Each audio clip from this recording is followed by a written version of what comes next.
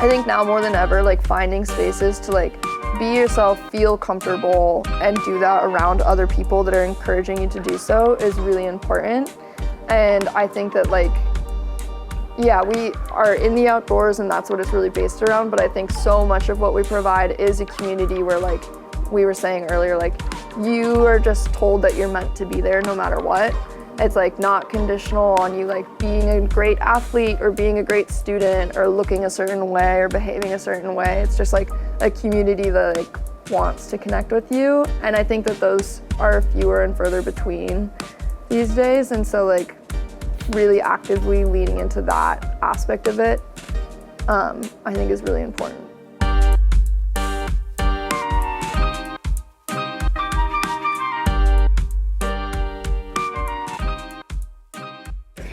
Everyone, welcome to another amazing episode of the Heartwood Podcast.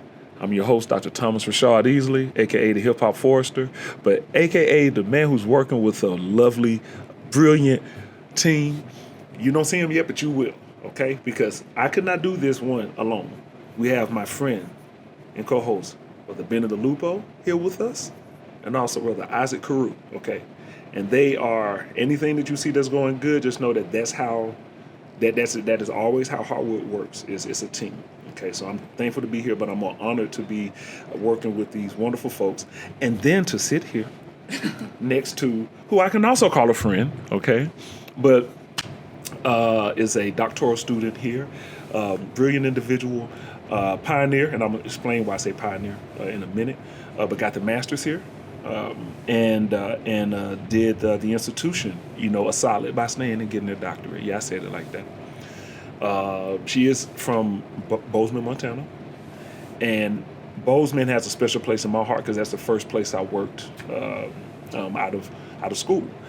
And so when I found out that we had that connection, we just kind of jazzed. But like I said, doctoral student, but also one of the co-founders of what's called Backcountry Squatters, a national organization, in particular that focuses on women, cis women, trans women getting, but more involved in the outdoors, and also staying in various disciplines like this. We are here at the Yale School of the Environment, and thankful to the school for working with us. And so now I'm speaking to none other than the future and soon to be Dr. Andie Creel.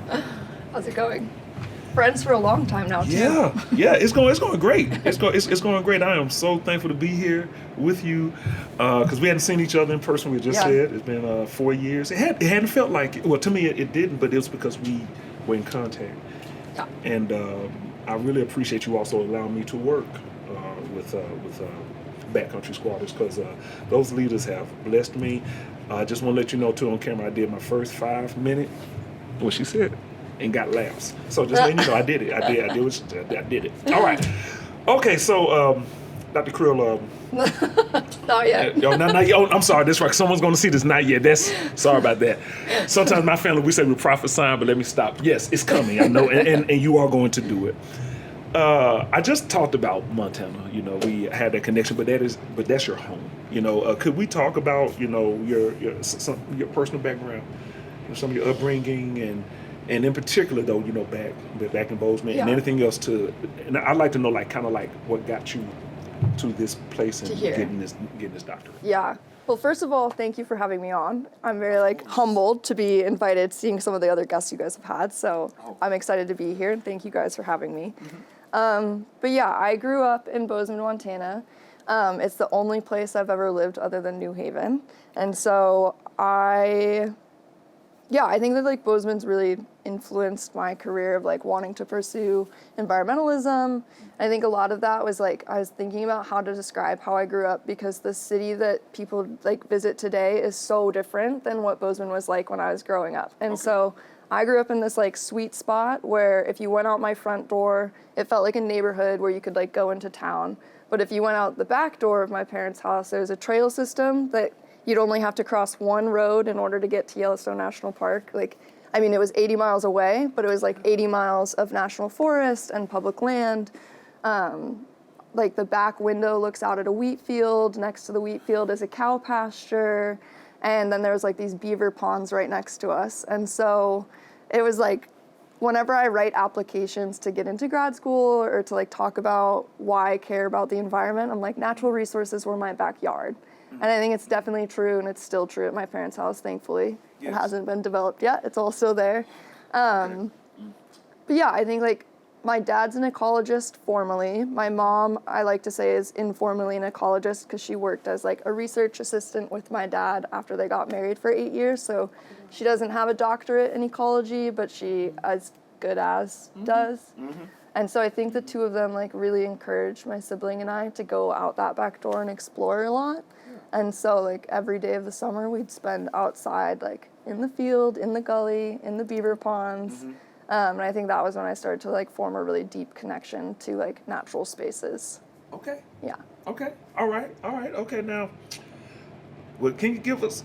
I had a question about something that I want to stay there. You mentioned Yellowstone. I remember when I first went there, and it was in the 90s. So I know the fire was in the 80s. And you could still see, you could still see burnt, brush and everything, but you could also see deer I think it was deer. You could also see deer, and from what I see, they were happy. And there's other life. We don't got to call it wild, just life. There's other life out there. I'd like to know, like, is there anything else in particular that leans even more into the environment? Would you consider yourself an environmentalist? Oh, it's a funny question. Yes, I would, but I feel like also growing up in Montana, you learn that like environmentalism sometimes is like a dirty word because there's like so many other things at play and so many other people that love the land. And then when you show up and you're like, I'm an environmentalist, it usually means you're about to tell people to stop doing what they've been doing for a while. Okay.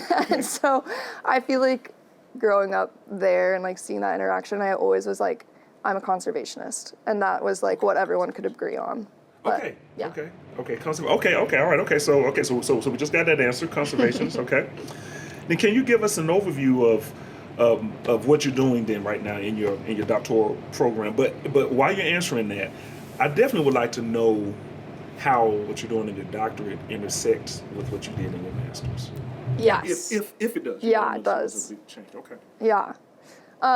So I'm getting my Ph.D. in environmental economics. I think my goal is to figure out how to produce new environmental statistics that can complement historic economic statistics like GDP.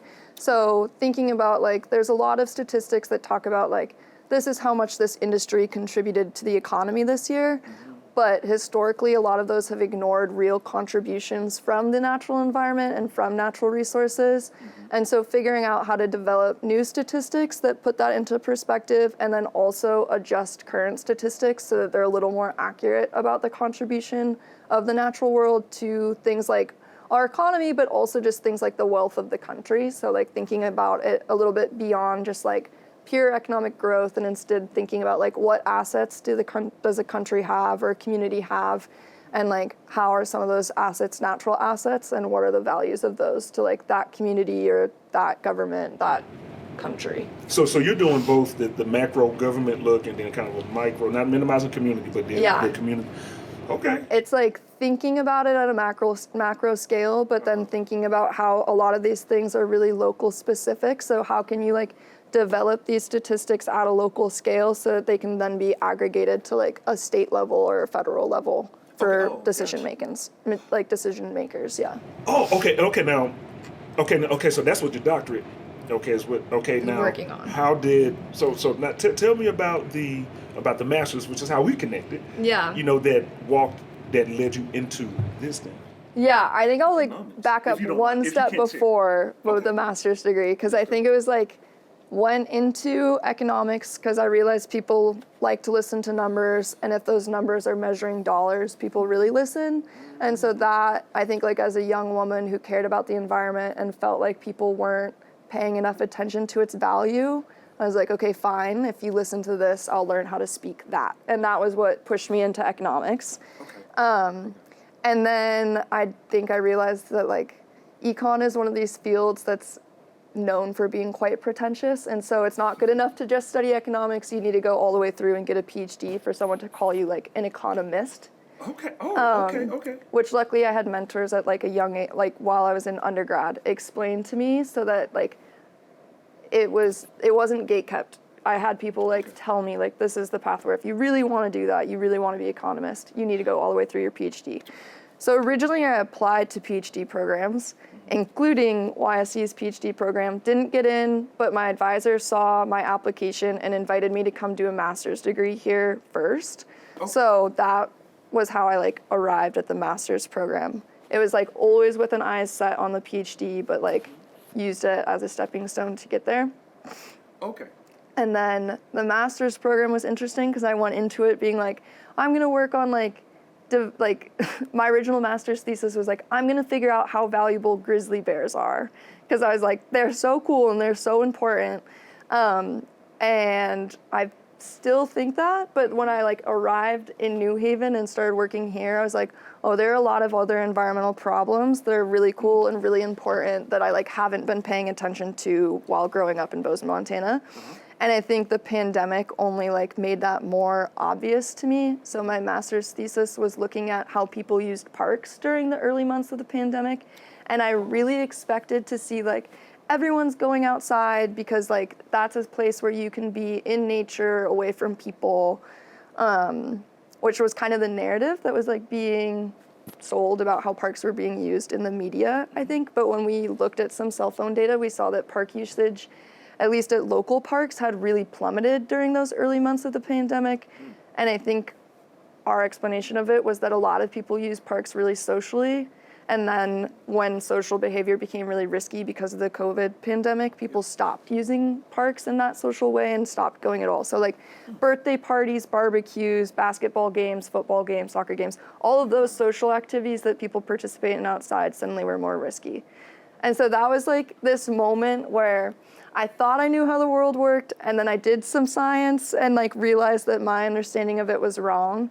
And I think that that like really pivoted a lot of the environmental work that I wanted to do, where I was like, there are ways that people connect with the natural environment that are not the way that I connected with it. Mm-hmm. And it's actually how most people connect with the natural environment is like through local parks or through urban green space. Like that's the majority of people's outdoor recreation time. Yeah. So now in my PhD, I'm looking at the value of like local recreation areas and urban green space, because like that's just the primary way that people have an opportunity to interact with the natural environment. And so even though it's not like what I grew up with, because I grew up really lucky to be in like Bozeman, Montana, I think it is like something that needs to be elevated and like needs to be valued, and also needs to be like access to even that needs to be increased quite a bit. So long-winded answer describing the arc of why I'm looking at like now my PhD is in environmental economics, focusing on local recreation opportunities and urban green space. That's a great note. Not that my qualities matters on your answer. No, it was perfect because thank you, because now I'm thinking about something. It's fascinating that you said that the involvement in the outdoors plummeted. Mm-hmm.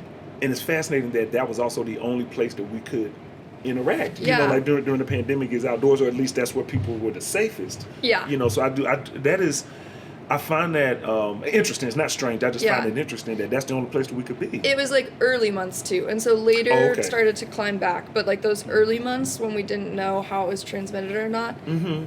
and you thought any social activity was risky, like before we knew social activity outside was safer, mm-hmm. you saw a lot of social activity in parks disappear. Okay. All right. So, let's see. Yes, gotta ask this. Yes, because you had options to go other places, you know, and you came here. I'm curious about what factors about Yale helped you to solidify that you wanted to get your doctorate from YSC. But before you answer that, I want to do something. I want to practice something. Okay. When I do like interviews and work, I always say I don't ask a question that I'm not willing to answer myself. Yeah. You know what I mean? So, Boy Scout, Eagle Scout, Birmingham, Alabama, gardening with grandparents led to me getting involved in forestry. My mother is an educator. My dad's an engineer. I went from genetic engineering to get my doctorate in education. Mm-hmm. So I guess, yes, I want to be like my mom. Love you, Dad. You too. Okay.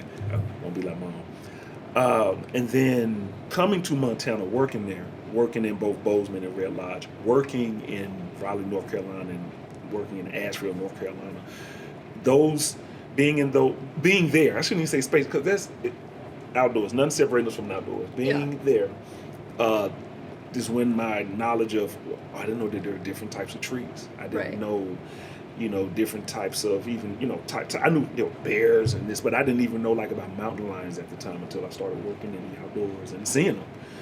And so that is what has made me want to fight for and support, movements around the environment.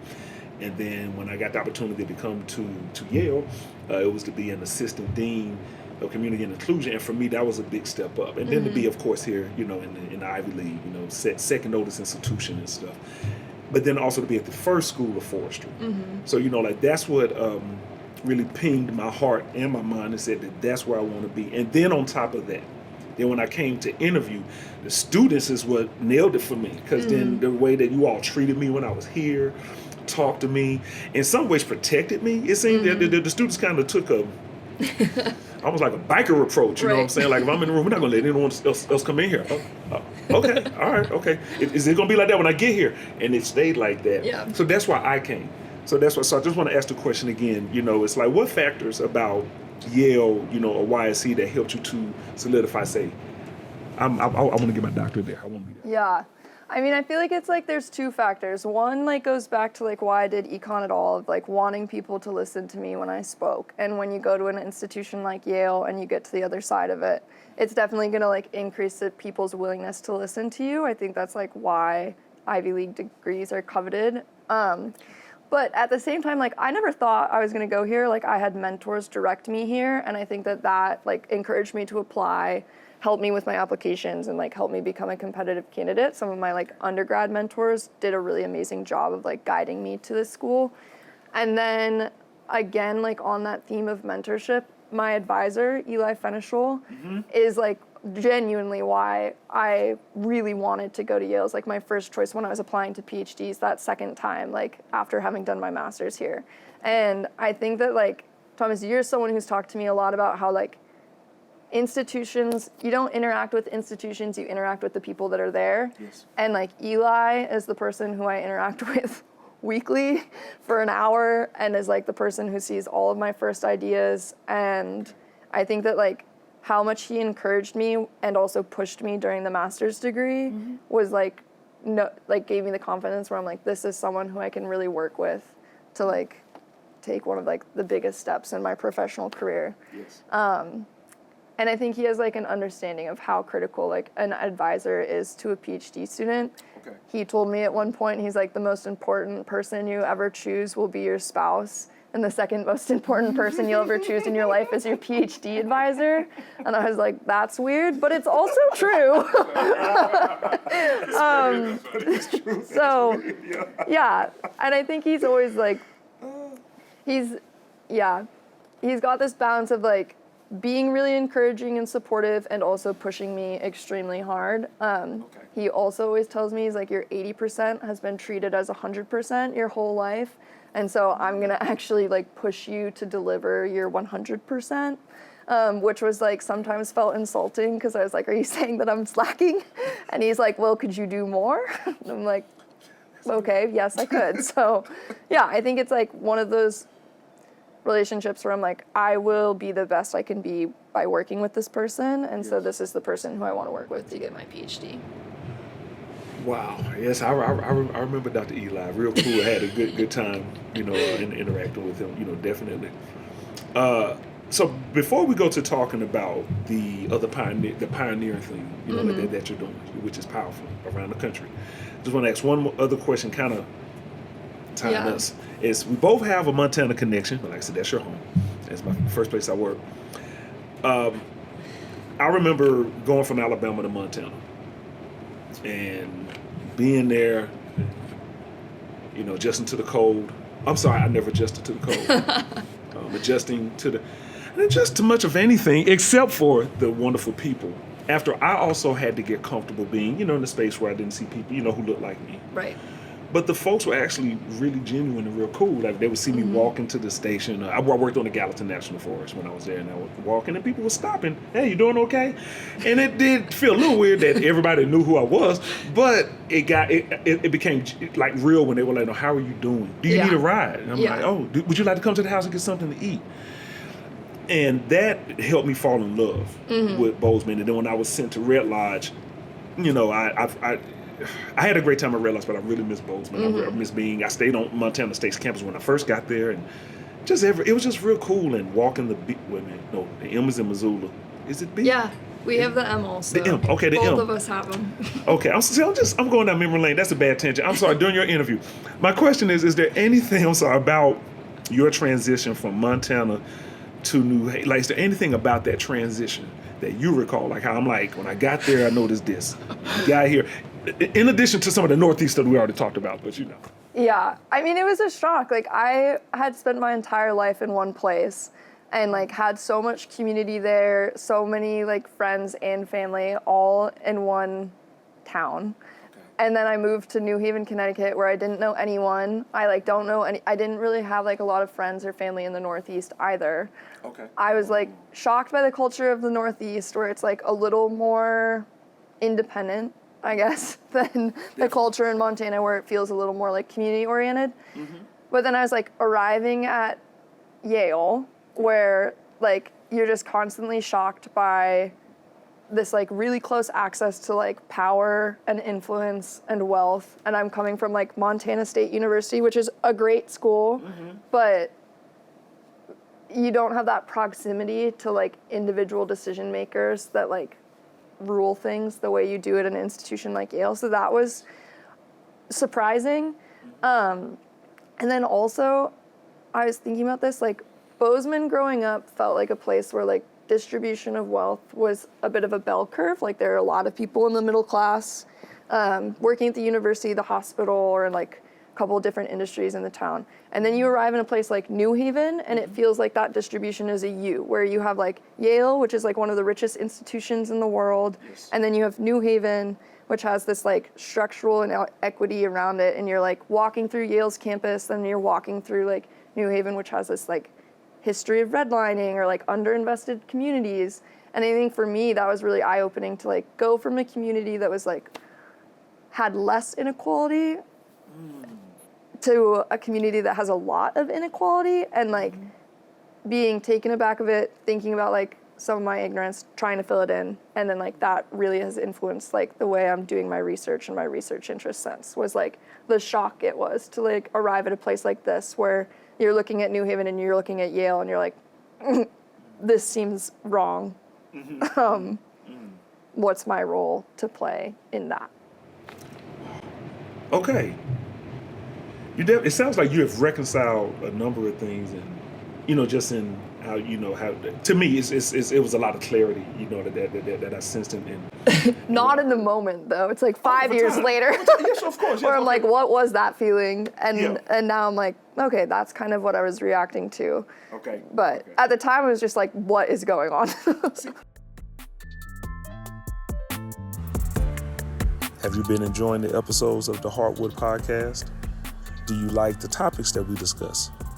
If you are interested in going deeper, we encourage you to get the book written by our own Dr. Thomas Rashard Easley, Mind, Heart for Diversity. And you can purchase the book from our website, mindheartfordiversity.com. Thank you.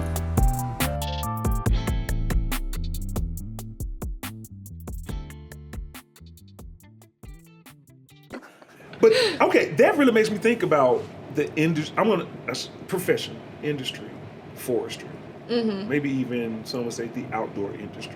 Yeah. Okay, and the fact that I know for a long time, and it still is, it's I'll say my way. It's somewhat exclusive, and when you look at who's been a part of it, I'm talking about over time. Yeah.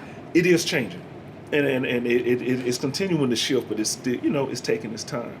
And this is why I want to, but I don't want to assume anything with what led to you pioneering, Backcountry Squatters. But I just wanted to segue into that, And I just like I said, I've had the honor of connecting with leaders, and remember, every time I come into a session, that's the only thing that I call them besides their name, leaders.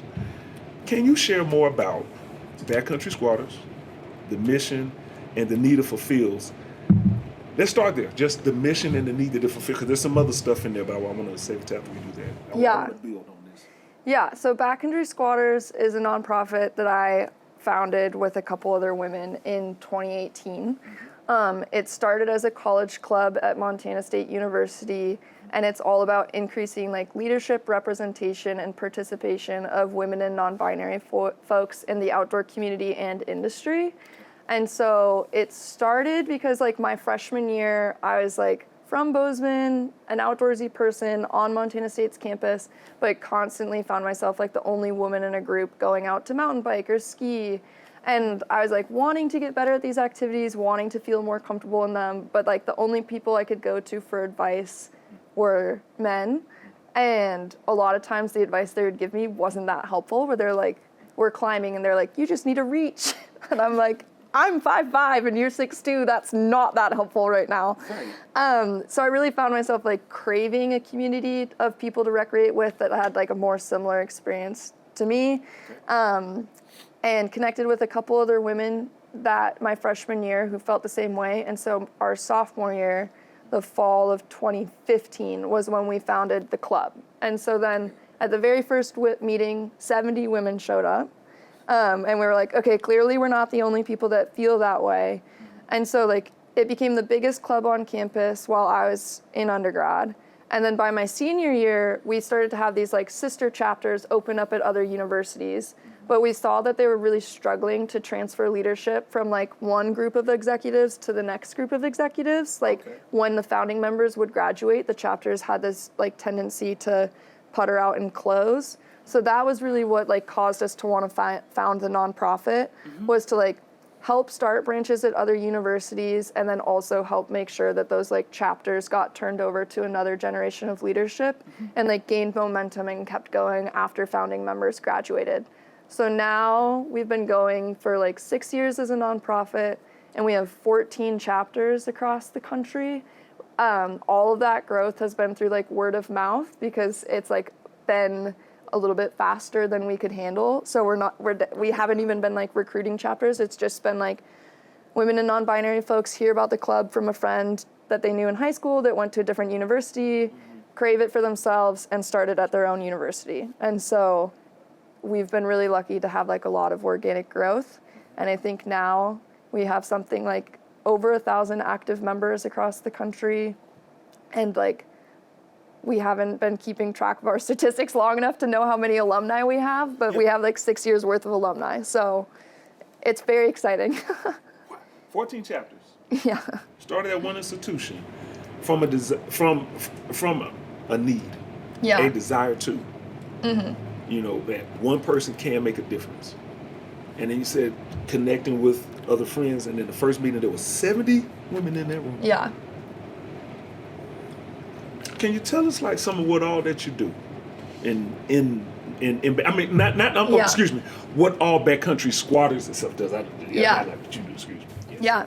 So the chapters run themselves. I think like do a lot of running themselves. One of the things that like is a core value of the nonprofit is that we're providing early leadership opportunities to like young women and non-binary folks as well. Okay. And so the chapters will be doing like, they have their own executive board and they plan their own events, and then we give them like quite a bit of guidance on what we want the community they form to look like, of just thinking about like the vision of being like a non-competitive space, and like making sure that like all women and all like non-binary folks feel like it's for them, not just like people who have historically had more access to the outdoors. So there's like a lot of beginner events, wanting to make sure we reduce like financial barriers, a lot of training around DEI to make sure people are aware of like their intersectional identities, and like making sure they support other women wanting to join the branch.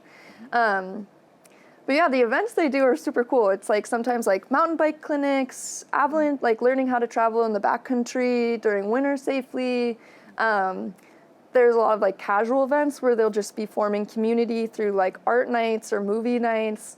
I think one of the coolest events that started when we were like in college, but has like it's one of these events that all the branches do now, is called Backcountry Prom. And so it's usually at the end of the year. And like when we did it, we went out to like BLM land, Bureau of Land Management. Yes.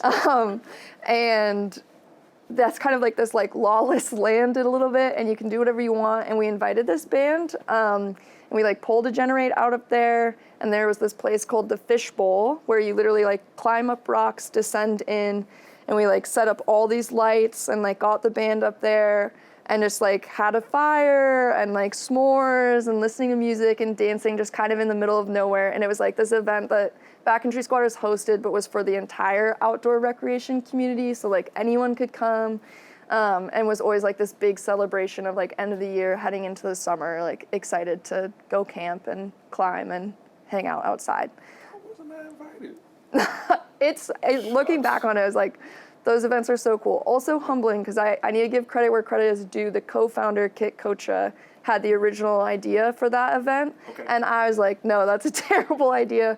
And she really insisted on it being a good idea. And now it's like one of the events that's like been the most long lasting and everyone loves. And I like eventually got on board, but it was a very humbling experience of recognizing like, okay, my gut is not always right. And it's a good thing that I'm doing this with other like co-leaders, because sometimes they have better ideas than I do. Well, most of the time. And then I like to support them. Please, I hope y'all are hearing that. Humbly speaking, so most of the time, you just show the benefit of diversity, you know, and thank you for that, as you continue to always do. Now, do you still have a role in, I know they have, I gotta ask you, do you still have a role in Backcountry Squatters? And that's the last part of this, and then we're gonna go to another question. Yes. I'm the board president, and I have been, I think, for like 5 years now. Okay. But I'm like very actively planning my exit. So we're like currently trying to, just like we saw like the branches struggle to transfer from founding members to new members for the last 2 years, and like for one more year, I've been working on like a strategic plan along with everyone else at the nonprofit to bring new people in, train them, transfer information, make sure it's institutionalized so that like myself can exit off next year, and then our executive director also is the last founding member after I'll leave, and she'll be exiting in the next 2 to 3 years too. So it's a really long, slow burn of transferring everything over. But we actually this week brought on 4 new board members, which is super exciting, including 2 Yale alum, Franny Adams, who graduated last year, and then Shmuel, I can't remember Shmuel's last name, sorry Shmuel, but she graduated with me and you knew her, and she's coming on as our secretary. So it's really exciting, and I'm still involved, but I'm slowly exiting, but I'm extremely excited for what the future looks like for the organization. Doc, I think at some point, I know you document everything that you're doing, but I hope that at one point you'll be able to tell that story, because I think many organizations need to take that pace of what you're doing. To me, it seems like you're moving at in some ways a pace of relationship almost, because you're going from you connecting with other people, growing an organization, bring your ideas together, challenging each other too. Yeah. It's evolved, it's growing now, it's a nonprofit, it's 14 chapters, and you're still involved in a significant position, which is also one of the reasons why the organization is successful. And then you're doing your succession out, or you're planning that too. Okay. And I think that a lot of organizations rush. A lot of times they, you're leaving a year later, let's bring somebody in here. And I just want to, if I had that, good night clap, I just want to just thank you, because that's something I'm learning listening to you. And I work with organizations, so I can just, I'm taking the wisdom, of how you did that, and still doing it. Thanks. Well, we haven't stuck the landing yet, but okay. Thank you. It's coming. Okay. All right. Okay. Well, let's see. Well, you shared some good things that you did, but can you share? Would you mind maybe is there another story or a tall tale that you have that put it like this? Like one day you're gonna be talking to the youth group. Yeah. Picture that. One day you're talking to a youth group, and is there a cherished story? I'm already cherished with the band story, because they got me because I'm a musician. But is there another story like you would tell, that you could tell? Yeah. Let's see. I mean, the band one is obviously huge, but I think like the other thing that Squatters gave me and like why I feel so passionate about helping other people have that space at their university is just like a community of women where we pushed ourselves so much in the outdoors, like wanting to acquire new skills, but also in this really non-competitive way where it's like everybody's just excited that everyone was improving, but it never felt like you had to be the best in order to like earn your space there. It was just like everybody's welcome to be here. We love pushing ourselves, but like your like right to be here is not conditional on your like ability to do a sport. You just get to be here. But I remember like, but the other thing is like we did push ourselves. And I was like thinking about this and I was like, I had this group of women that I skied with in college that like all of us were part of the club. And we used to call ourselves like 14-year-old boys because we were just like in this headspace of like, we owned the world and we were like trying everything new and we're like, okay, yeah, we're gonna learn all these new all these new tricks and we're so cool at skiing and we thought we were like cool enough that we like made these ski edits in college and I've looked back at them now and it's so funny because we were like not that good, but we just like really felt like we were. And I think that like having those videos for the rest of my life will be so funny because it's just like this like chaotic young energy, but just this like group of college women bringing what usually you'd see from like group of middle school boys around the mountain. And like, I think that those are some of my favorite memories of just like screaming at each other, screaming at other people, trying tiny tricks while skiing around. I feel safe hearing this story. That's good. Well, now, between the Ph.D. and your involvement with your own initiatives, outside of your capacity as a student, how do you like to spend free time? And we like to ask that, not to be nosy, it's not that, but you can't. It's not healthy to be a student 24/7. Yeah. It's not healthy to be a president 24/7. You know, as you are, a board president. So like what do you some things that you do with your free time? And if that's maybe like I got a lot of things, Thomas. And how about this? I'd like to know what brings you joy. A balance. What brings me joy? Yes. I mean, I think it's not surprising, but like recreating with friends is like definitely one of the most restorative things I can do.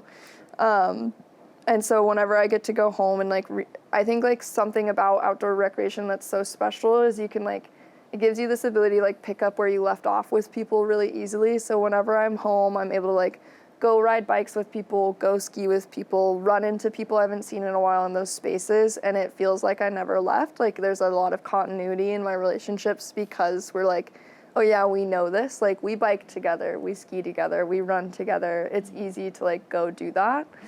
And then in New Haven, I feel like I had to find new ways of finding that community because like in Bozeman, the access is right there. And in New Haven, it's like a little bit different.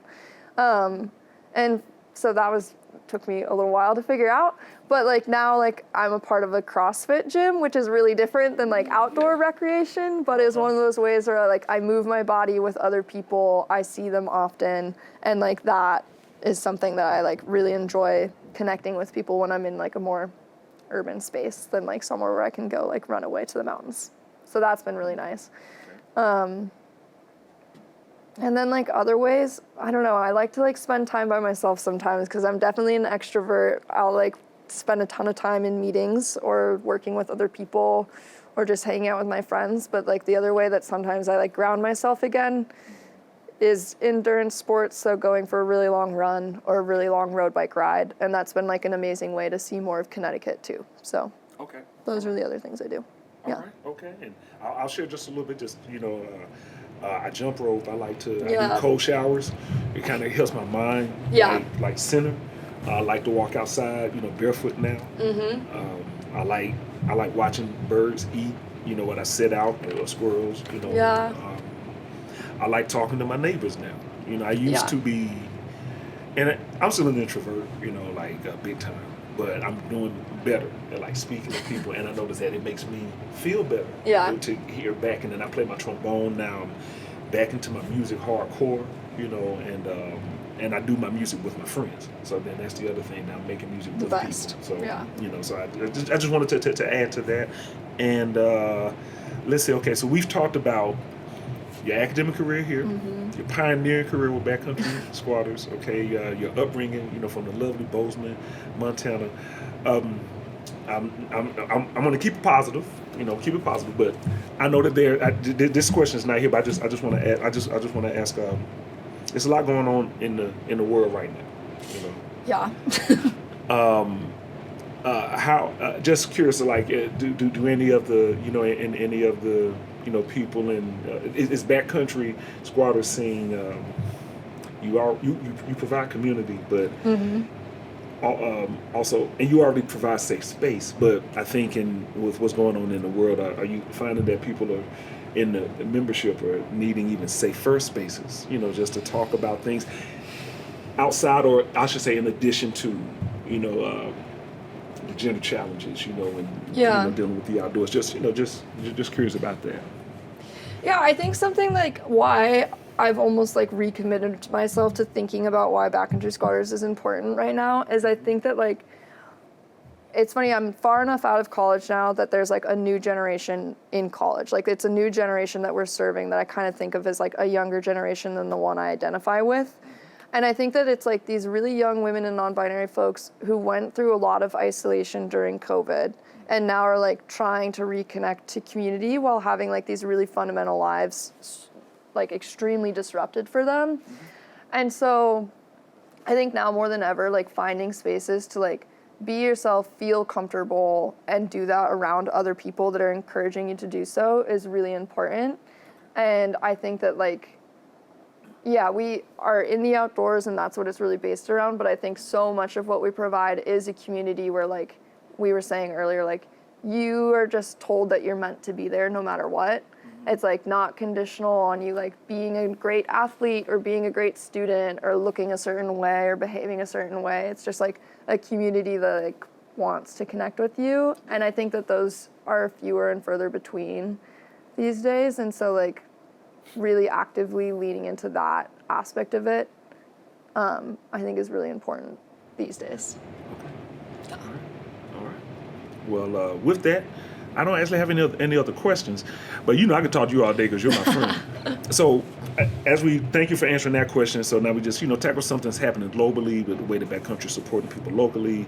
Your academic career, starting Backcountry Squatters, coming from lovely Bozeman, Montana. Is there anything that I have not asked you about? That you may just want to share. Here on the podcast we deal with the intersections of diversity, equity, and inclusion, people's involvement in the environment or in conservation or in ag, and we always talk to leaders, who are doing things, who are even challenging, like that space. Of course, is there anything that I, neglected, to ask you, that maybe to say, Thomas, the chair on top is this, or the ice is already there? Let's see. That's a good question. Maybe something that connects both to like my career, like environmentalism and like Backcountry Squatters and feminism is like having this like deep appreciation for like recognizing the history of your movements and like knowing how that's powerful, but also knowing what needs to change. And I think that there's like things both in like feminism movements and also environmental movements of leaving people and communities behind. And I think that like that's something that takes a lot of active work from a lot of people to undo. And I think it's something that you can't just ignore. And I think that like when I think about like the type of environmentalism or conservation that I want to do, and also the type of work that Backcountry Squatters does, it really elevates this importance of like, you've been referring to me as a leader. And like, I think that that's a really individual like label, and recognizing that to like build things, you need a lot of other people in the room and a lot of other opinions. And that's been like a humbling part of being at like YSC and also being a part of Backcountry Squatters, is remembering like, if you ever feel like you've got nothing left to learn, you're probably wrong. And yeah, I don't know how to wrap up that thought, but I feel like that's just like an important piece of it, is like, I'm really proud of the things I've done as an individual, but like all of it's been really reliant on a lot of other people teaching me and being patient with me, including you quite a bit over the years, of just like helping me open up my perspectives and like listen to a couple other people. So yeah. Well, you just did it to me too, so thank you. I appreciate that.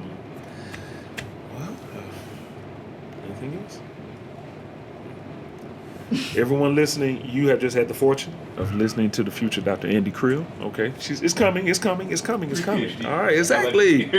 Yes, but I also hope, more importantly, that you. There's some things that I'm taking from this. The power of the sum, okay, but then there's also having the power of the one, like moving with that. And I thank you for sharing that with us. The power of home and family, and community, and being affirmed by your community. I have to thank you for that. It's so much, but then also being humble to know when you. I love what you said that at the end. If you think there's nothing else to learn, you sadly mistaken.